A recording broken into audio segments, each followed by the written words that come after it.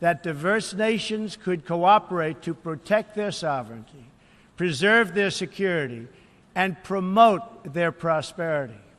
It was in the same period, exactly 70 years ago, that the United States developed the Marshall Plan to help restore Europe. Those three beautiful pillars, they're pillars of peace: sovereignty, security, and prosperity. The Marshall Plan was built on the noble idea that the whole world is safer when nations are strong, independent, and free. As President Truman said in his message to Congress at that time, our support of European recovery is in full accord with our support of the United Nations. The success of the United Nations depends upon the independent strength of its members. To overcome the perils of the present and to achieve the promise of the future, we must begin with the wisdom of the past. Our success depends on a coalition of strong and independent nations that embrace their sovereignty to promote security, prosperity, and peace for themselves and for the world. We do not expect diverse countries to share the same cultures, traditions, or even systems of government, but we do expect all nations to uphold these two core sovereign duties: to respect the interests of their own people and the rights of every other sovereign nation. This is the beautiful vision of this institution, and this is the foundation for cooperation and success.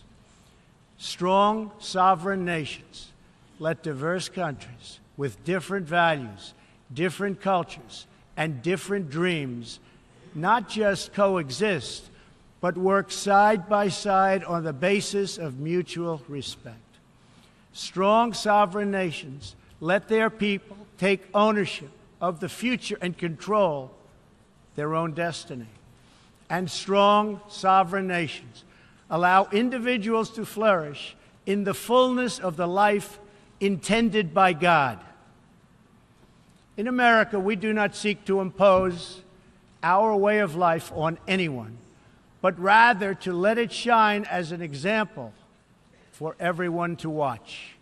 This week gives our country a special reason to take pride in that example. We are celebrating the 230th anniversary of our beloved Constitution, the oldest Constitution still in use in the world today. This timeless document has been the foundation of peace, prosperity, and freedom for the Americans and for countless millions around the globe whose own countries have found inspiration in its respect for human nature, human dignity, and the rule of law. The greatest in the United States Constitution is its first three beautiful words. They are, "We the people." Generations of Americans have sacrificed to maintain the promise of those words, the promise of our country and of our great history. In America, the people govern, the people rule, and the people are sovereign. I was elected not to take power, but to give power to the American people where it belongs. In foreign affairs, we are renewing this founding principle of sovereignty. Our government's first duty is to its people, to our citizens, to serve their needs, to ensure their safety, to preserve their rights, and to defend their values. As President of the United States, I will always put America first, just like you, as the leaders of your countries, will always and should always put your countries first.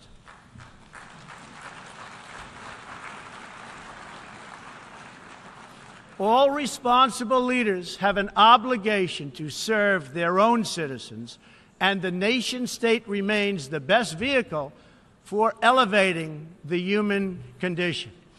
But making a better life for our people also requires us to work together in close harmony and unity to create a more safe and peaceful future for all people.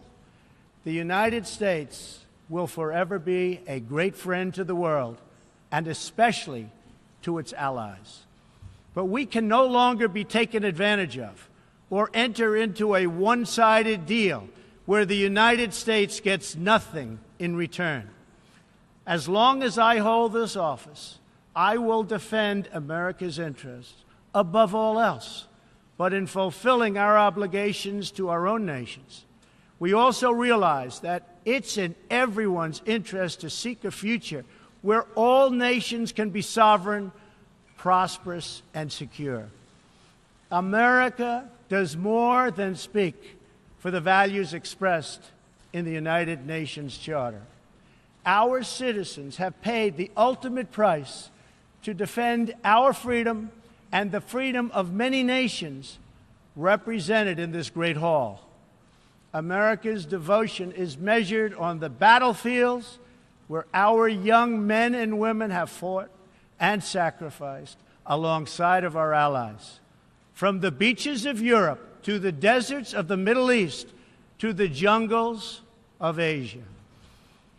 It is an eternal credit to the American character that even after we and our allies emerged victorious from the bloodiest war in history, we did not seek territorial expansion or attempt to oppose and impose our way of life on others. Instead, we helped build institutions such as this one to defend the sovereignty, security, and prosperity for all. For the diverse nations of the world, this is our hope. We want harmony and friendship, not conflict and strife. We are guided by outcomes, not ideology. We have a policy of principled realism rooted in shared goals, interests, and values. That realism forces us to confront a question facing every leader and nation in this room. It is a question we cannot escape or avoid. We will slide down the path of complacency, numb to the challenges, threats, and even wars that we face. Or do we have enough strength and pride to confront those dangers today so that our citizens can enjoy peace and prosperity tomorrow? If we desire to lift up our citizens, if we aspire to the approval of history, then we must fulfill our sovereign duties to the people we faithfully represent. We must protect our nations, their interests, and their futures. We must reject threats to sovereignty from the Ukraine to the South China Sea. We must uphold respect for law, respect for borders, and respect for culture, and the peaceful engagement these allow. And just as the founders of this body intended, we must work together and confront together those who threaten us with chaos, turmoil, and terror. The scourge of our planet today is a small group of rogue regimes that violate every principle on which the United Nations is based. They respect neither their own citizens nor the sovereign rights of their countries. If the righteous many do not confront the wicked few, then evil will triumph. When decent people and nations become bystanders to history, the forces of destruction only gather power and strength. No one has shown more contempt for other nations and for the well-being of their own people than the depraved regime in North Korea. It is responsible for the starvation deaths of millions of North Koreans and for the imprisonment, torture, killing, and oppression of countless more. We were all witness to the regime's deadly abuse when an innocent American college student, Otto Warmbier, was returned to America only to die a few days later. We saw it in the assassination of the dictator's brother using banned nerve agents in an international airport. We know it kidnapped a sweet 13-year-old Japanese girl from a beach in her own country to enslave her as a language tutor for North Korea's spies. If this is not twisted enough, now North Korea's reckless pursuit of nuclear weapons and ballistic missiles threatens the entire world with unthinkable loss of human life. It is an outrage that some nations would not only trade with such a regime, but would arm, supply, and financially support a country that imperils the world with nuclear conflict. No nation on earth has an interest in seeing this band of criminals arm itself with nuclear weapons and missiles. The United States has great strength and patience, but if it is forced to defend itself or its allies, we will have no choice but to totally destroy North Korea.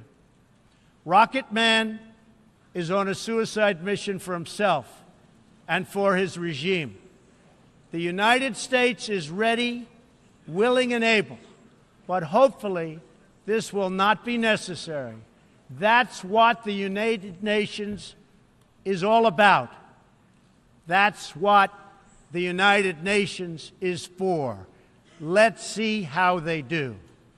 It is time for North Korea to realize that the denuclearization is its only acceptable future. The United Nations Security Council recently held 2 unanimous 15-0 votes adopting hard-hitting resolutions against North Korea, and I want to thank China and Russia for joining the vote to impose sanctions along with all of the other members of the Security Council. Thank you to all involved. But we must do much more. It is time for all nations to work together to isolate the Kim regime until it ceases its hostile behavior. We face this decision not only in North Korea. It is far past time for the nations of the world to confront another reckless regime, one that speaks openly of mass murder, vowing death to America, destruction to Israel, and ruin for many leaders and nations in this room. The Iranian government masks a corrupt dictatorship behind the false guise of a democracy. It has turned a wealthy country with a rich history and culture into an economically depleted rogue state whose chief exports are violence, bloodshed, and chaos. The longest-suffering victims of Iran's leaders are, in fact, its own people. Rather than use its resources to improve Iranian lives, its oil profits go to fund Hezbollah and other terrorists that kill innocent Muslims and attack their peaceful Arab and Israeli neighbors.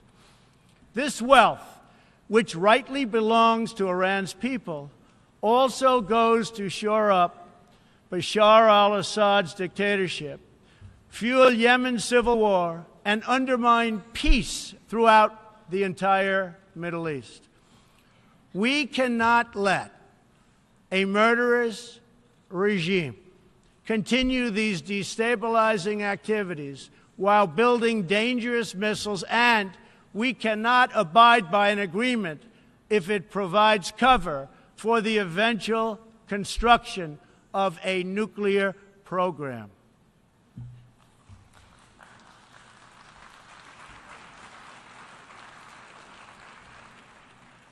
The Iran deal was one of the worst and most one-sided transactions the United States has ever entered into. Frankly, that deal is an embarrassment to the United States And I don't think you've heard the last of it, believe me. It is time for the entire world to join us in demanding that Iran's government end its pursuit of death and destruction. It is time for the regime to free all Americans and citizens of other nations that they have unjustly detained. And above all, Iran's government must stop supporting terrorists, begin serving its own people, and respect the sovereign rights of its neighbors. The entire world understands that the good people of Iran want change. And other than the vast military power of the United States, that Iran's people are what their leaders fear the most. This is what causes the regime to restrict internet access, tear down satellite dishes, shoot unarmed student protesters, and imprison political reformers. Oppressive regimes cannot endure forever, and the day will come when the people will face a choice. Will they continue down the path of poverty, bloodshed, and terror, or will the Iranian people return to the nation's proud roots as a center of civilization, culture, and wealth, where their people can be happy and prosperous once again?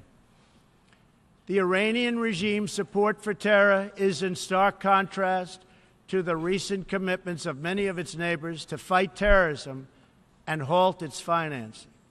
In Saudi Arabia early last year, I was greatly honored to address the leaders of more than 50 Arab and Muslim nations. We agreed that all responsible nations must work together to confront terrorists and the Islamic extremism that inspires them. We will stop radical Islamic terrorism because we cannot allow it to tear up our nation and indeed to tear up the entire world. We must deny the terrorists safe haven, transit, funding, and any form of support for their vile and sinister ideology. We must drive them out of our nations. It is time to expose and hold responsible those countries who support and finance terror groups like Al-Qaeda, Hezbollah, the Taliban, and others that slaughter innocent people. The United States and our allies are working together throughout the Middle East to crush the loser terrorists and stop the reemergence of safe havens they use to launch attacks on all of our people. Last month, I announced a new strategy for victory in the fight against this evil in Afghanistan. From now on, our security interests will dictate the length and scope of military operations, not arbitrary benchmarks and timetables set up by politicians. I have also totally changed the rules of engagement in our fight against the Taliban and other terrorist groups. In Syria and Iraq, we have made big gains toward lasting defeat of ISIS.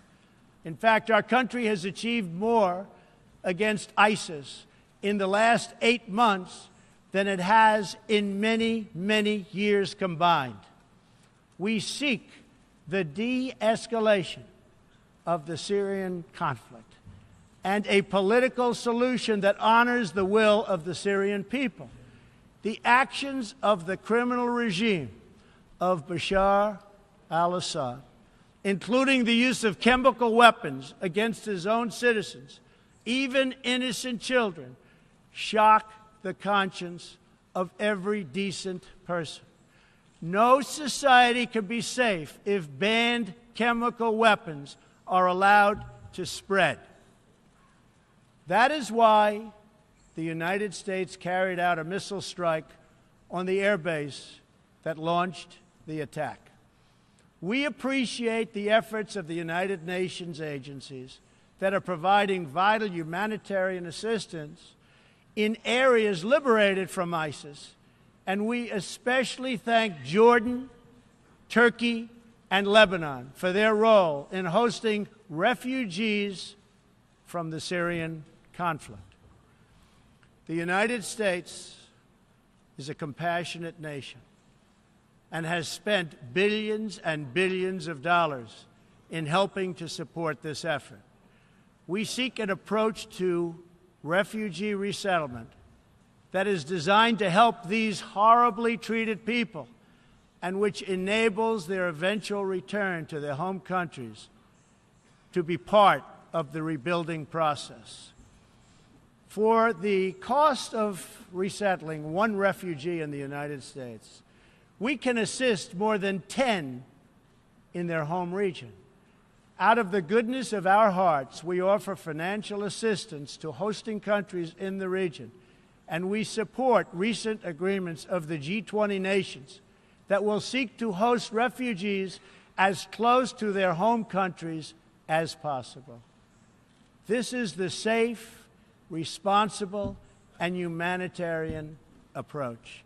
For decades, the United States has dealt with migration challenges here in the Western Hemisphere. We have learned that over the long term, uncontrolled migration is deeply unfair to both the sending and the receiving countries. For the sending countries, it reduces domestic pressure to pursue needed political and economic reform and drains them of the human capital necessary to motivate and implement those reforms. For the receiving countries, the substantial costs of uncontrolled migration are borne overwhelmingly by low-income citizens whose concerns are often ignored by both media and government. I want to salute the work of the United Nations in seeking to address the problems that cause people to flee from their homes. The United Nations and African Union led peacekeeping missions to have invaluable contributions in stabilizing conflicts in Africa. The United States continues to lead the world in humanitarian assistance, including famine prevention and relief in South Sudan, Somalia, and northern Nigeria and Yemen. We have invested in better health and opportunity all over the world through programs like PEPFAR, which funds AIDS relief, the President's Malaria Initiative, the Global Health Security Agenda, the Global Fund to End Modern Slavery, and the Woman Entrepreneurs Finance Initiative, part of our commitment to empowering women all across the globe. We also thank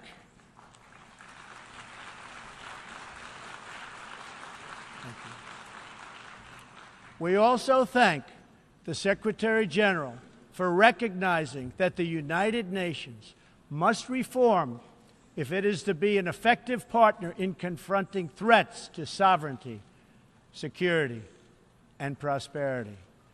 Too often, the focus of this organization has not been on results, but on bureaucracy and process.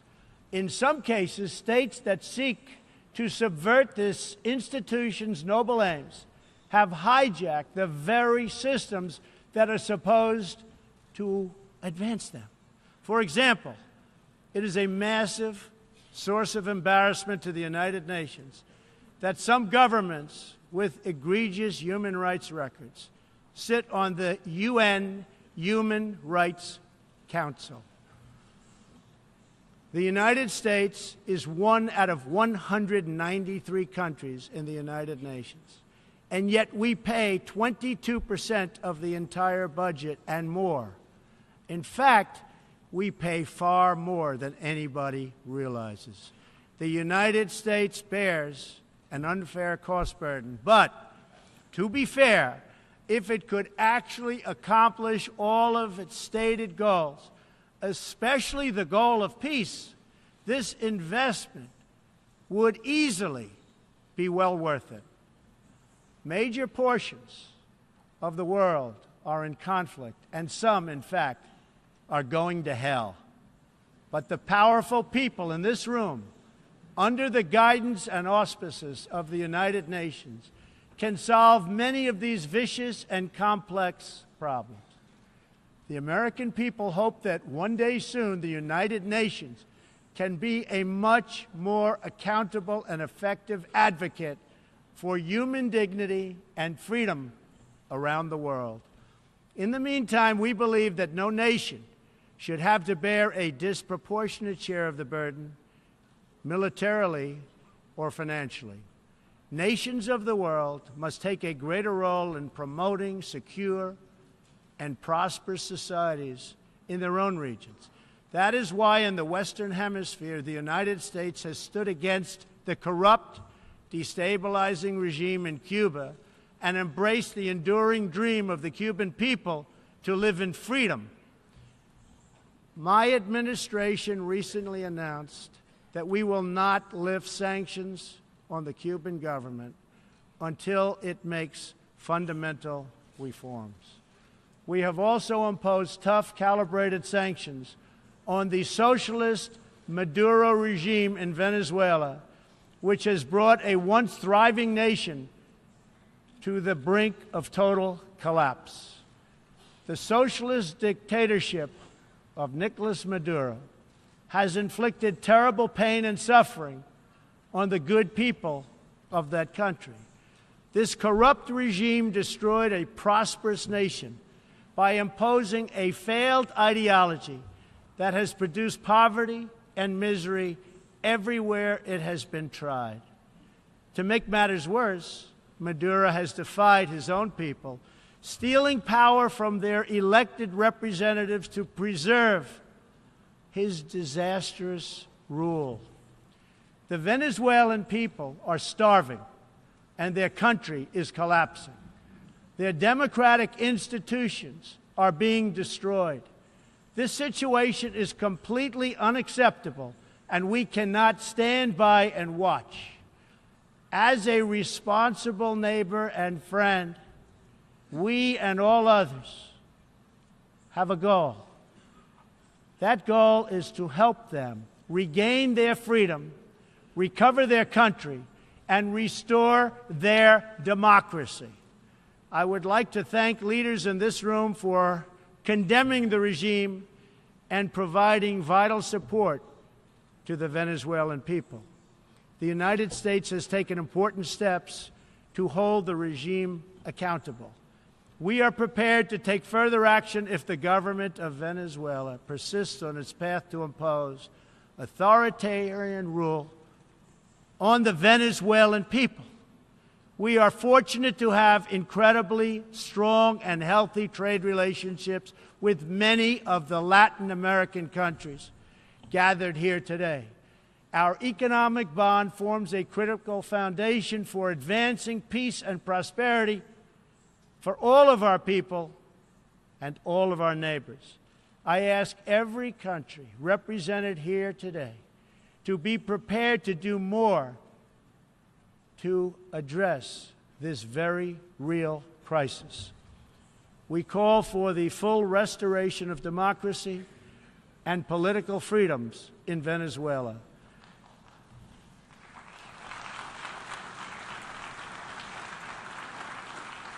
The problem in Venezuela is not that socialism has been poorly implemented, but that socialism has been faithfully implemented.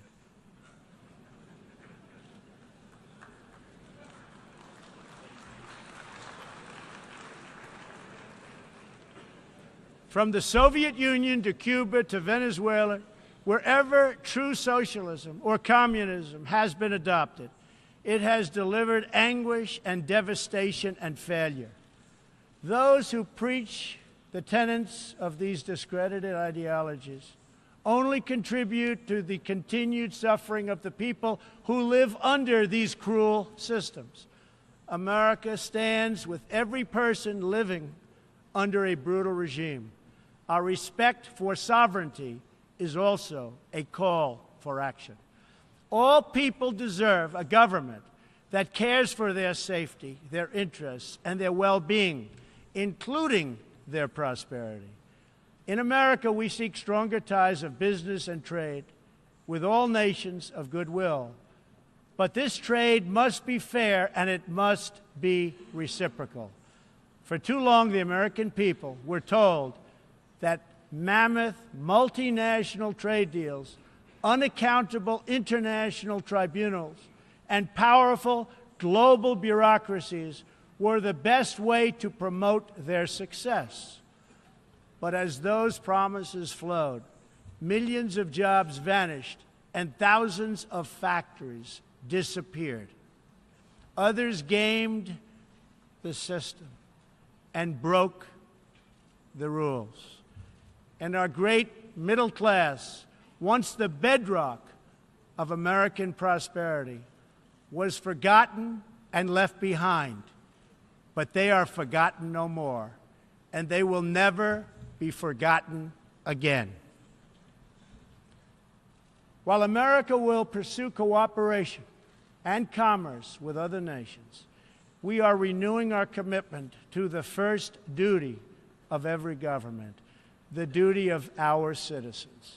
This bond is the source of America's strength and that of every responsible nation represented here today. If this organization is to have any hope of successfully confronting the challenges before us, it will depend, as President Truman said some 70 years ago, on the independent strength of its members. If we are to embrace the opportunities of the future and overcome the present dangers together, there can be no substitute for strong, sovereign, and independent nations. Nations that are rooted in their histories and invested in their destinies. Nations that seek allies to befriend, not enemies to conquer.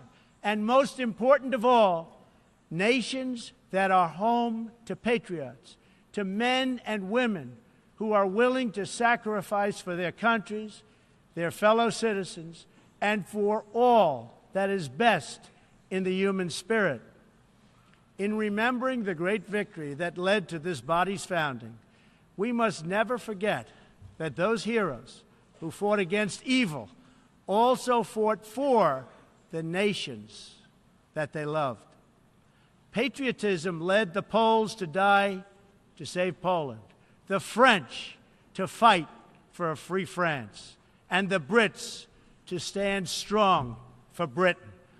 Today, if we do not invest ourselves, our hearts, and our minds in our nations, if we will not build strong families, safe communities, and healthy societies for ourselves, no one can do it for us. We cannot wait for someone else, for faraway countries or far-off bureaucracies. We can't do it. We must solve our problems to build our prosperity, to secure our future, or we will build vulnerable to decay, domination, and defeat. The true question for the United Nations today, for people all over the world who hope for better lives for themselves and their children, is a basic one. Are we still patriots? Do we love our nations enough to protect their sovereignty and to take ownership of their futures? Do we revere them enough to defend their interests, preserve their cultures, and ensure a peaceful world for their citizens? One of the greatest American patriots, John Adams, wrote that the American Revolution was effected before the war commenced. The revolution was in the minds and hearts of the people. That was the moment when America awoke, when we looked around and understood that we were a nation. We realized who we were, what we valued, and what we would give our lives to defend.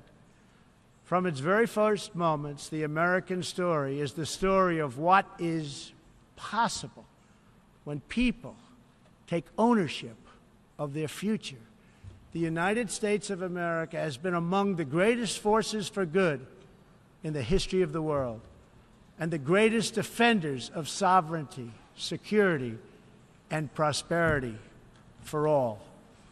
Now we are calling for a great reawakening of nations, for the revival of their spirits, their pride, their people, and their patriotism. History is asking us whether we are up to the task.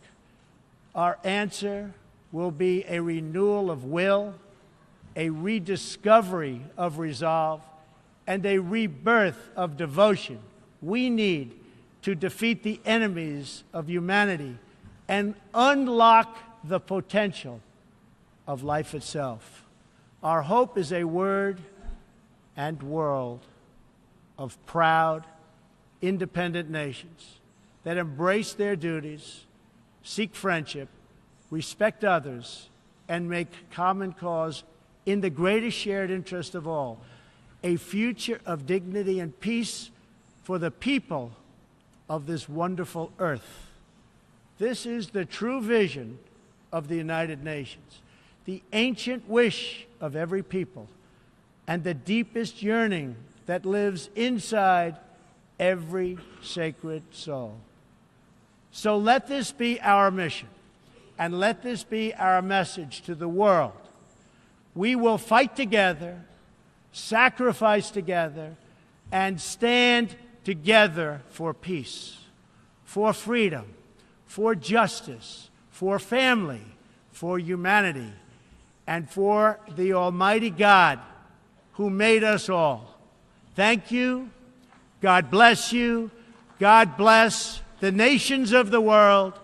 And God bless the United States of America. Thank you very much.